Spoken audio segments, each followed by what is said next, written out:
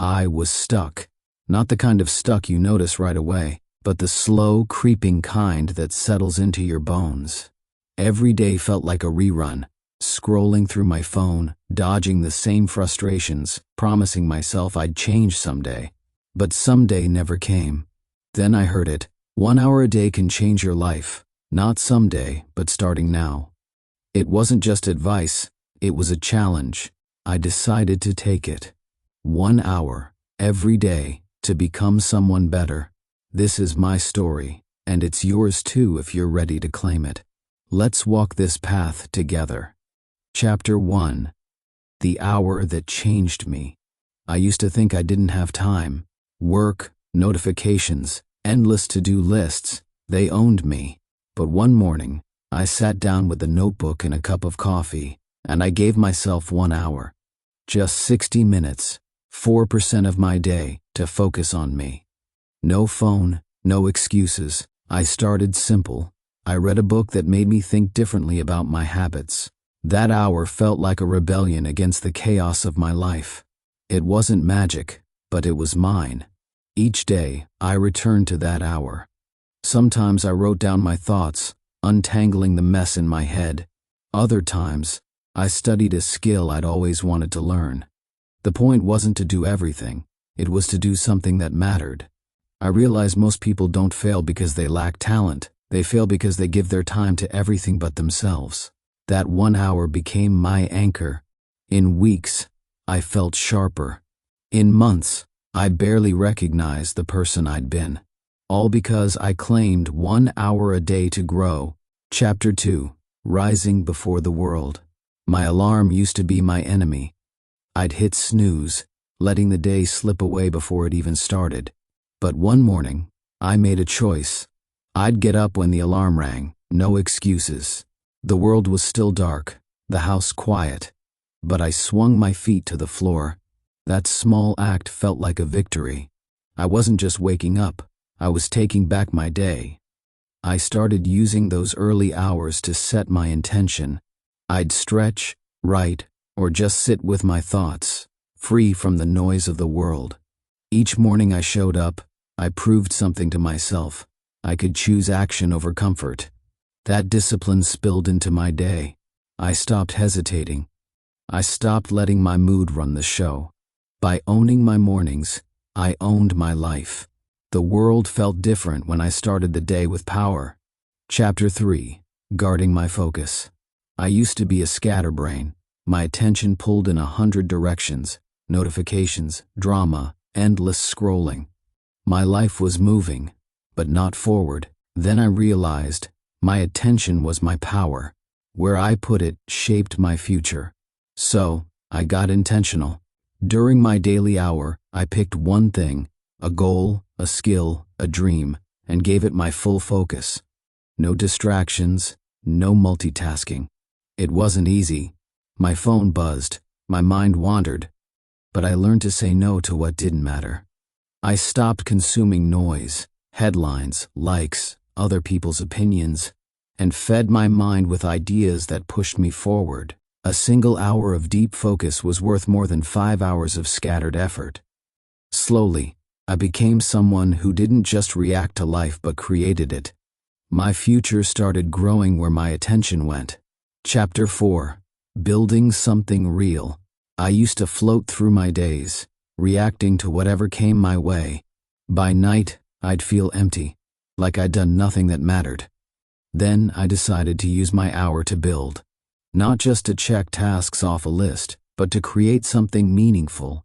A stronger body, a sharper mind, a project that lit me up. One day, I started writing. Just a page, nothing fancy. Another day, I went for a walk, letting my thoughts settle. Each small act felt like laying a brick in a foundation no one could see yet. But I felt it. I wasn't just surviving anymore, I was creating. Those quiet efforts gave me purpose.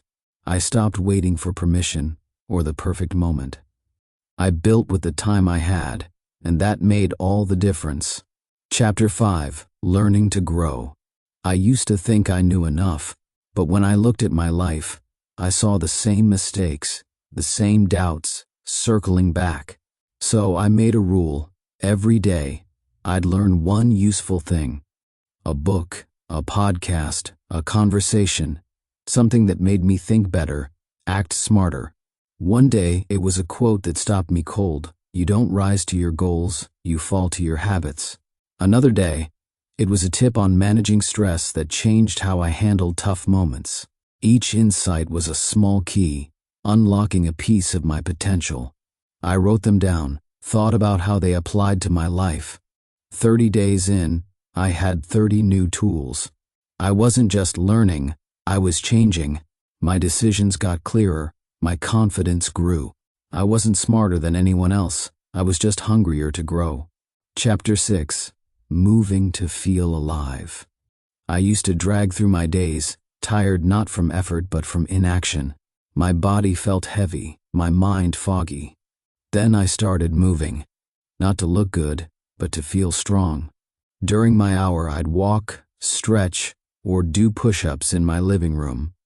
Some days I danced like no one was watching, because no one was. Each time I moved, something shifted. My heart pumped, my thoughts cleared, my excuses quieted.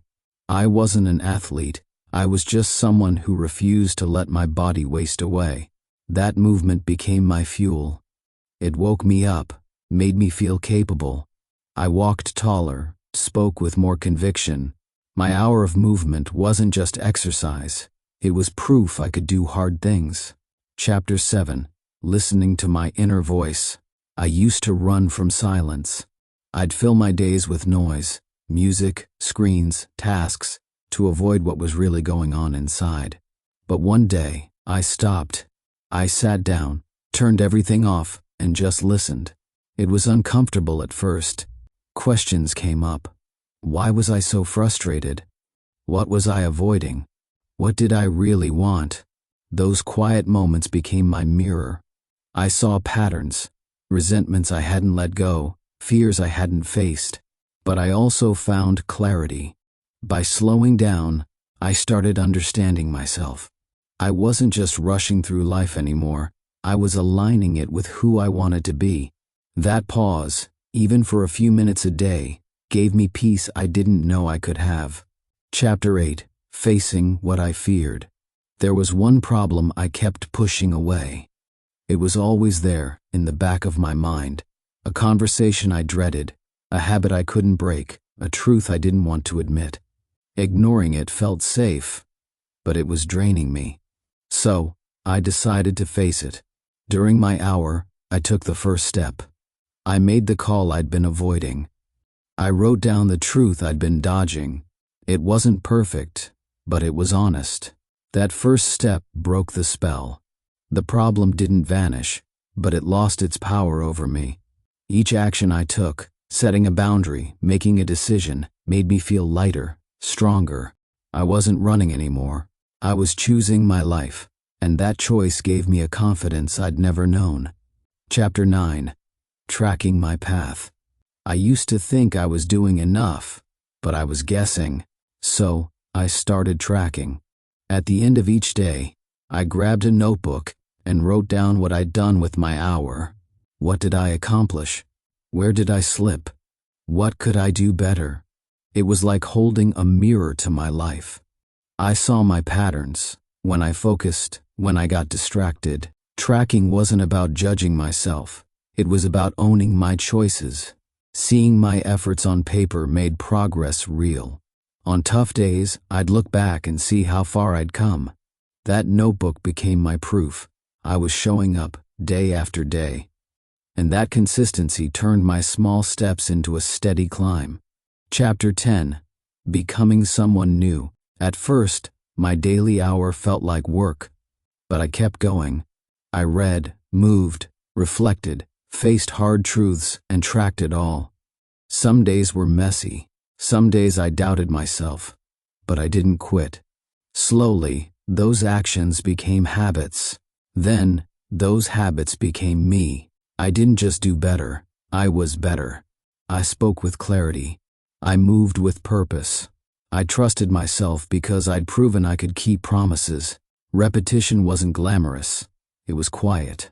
relentless and real. One day, I looked in the mirror and saw someone I respected. Not because I'd changed overnight, but because I'd shown up again and again until I became someone new. Epilogue, your hour, your life. My life didn't change because I found more time or got lucky. It changed because I chose 1 hour a day to choose myself. I stopped waiting for motivation and started building momentum. You can too. This isn't about perfection or speed. It's about showing up today with whatever you've got. Take your hour. Use it to learn, move, reflect, build, or face what's real. Track your steps, repeat your habits, and trust the process. You don't need anyone's permission to become who you're meant to be. Your hour is waiting. Start now and watch your life transform. 1 day, 1 hour, 1 choice at a time.